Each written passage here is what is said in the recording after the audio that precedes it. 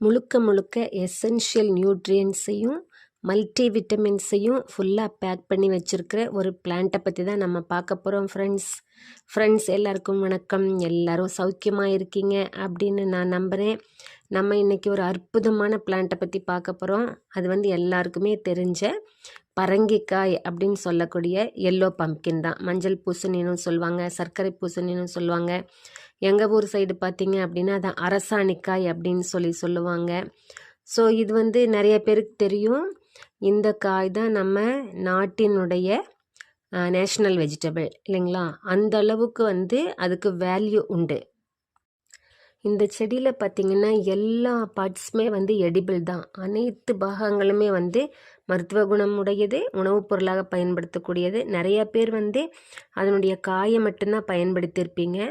ஆனால் அதனுடைய தண்டு, அதாவது இளந்தண்டுன்னு சொல்லுவோம் இல்லைங்களா? அந்த இளந்தண்டு, அதே மாதிரி டெண்டர் லீஃப், பிஞ்சு இளம் லீஃப், பிஞ்சு லீஃப், ஃப்ரெஷ் லீஃப், புதுசாக வரக்கூடிய இளம் தளிர் இலைகள், அதுக்கப்புறம் அதில் வர அந்த பூக்கள் எல்லாமே நம்மளுக்கு எடிபிள் தாங்க. ஈவன் காயிலையும் பார்த்திங்கன்னா அந்த கொட்டை இருக்குது பார்த்திங்களா? அதுவுமே ஒரு ஹைலி வேல்யூபிள் நியூட்ரியன்ட் காம்பேக்ட்லி பேக்கான ஒரு உணவுப் பொருள் தான் அது. இதில் இந்த பூக்கள் அற்புதமானதுங்க. பூக்கள்லேயும் நிறையா மினரல்ஸ் இருக்குது.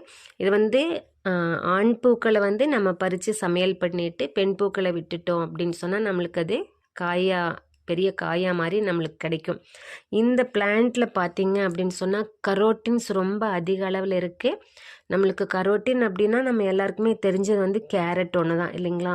ஸோ கேரட்டுக்கு இணையான அளவில் இதில் பீட்டா கரோட்டின் நிறையா இருக்குது. அதனால தான் இந்த காய் நம்மளுக்கு அந்த கேரட்டின் ஏறத்தாழ கேரட்டினுடைய அந்த கலரையே வச்சிட்ருக்குங்க. இது அதனால் கண்ணுக்கு ரொம்ப நல்லது அப்படின்னு சொல்லுவாங்க. அதே மாதிரி நம்ம டைஜஸ்டிவ் ட்ராக், கட்டு ஹெல்த்துக்கு இது ரொம்ப ஹெல்ப்ஃபுல்லாக இருக்குது. இதில் நான் முதலே சொன்ன மாதிரி மல்டி விட்டமின்ஸ் இதில் நிறையா இருக்குது. அதில் பார்த்திங்கன்னு சொன்னால் விட்டமின் சி ரொம்ப அதிக அளவில் இருக்குது.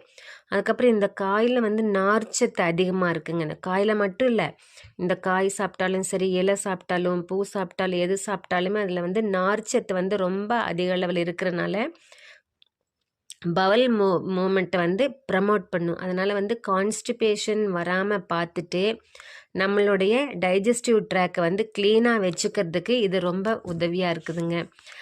இப்போ நம்ம அந்த காயை மட்டும் சாப்பிடாம இதனுடைய மற்ற பாகங்களையுமே நம்ம உணவுப் பொருளாக நம்ம பயன்படுத்த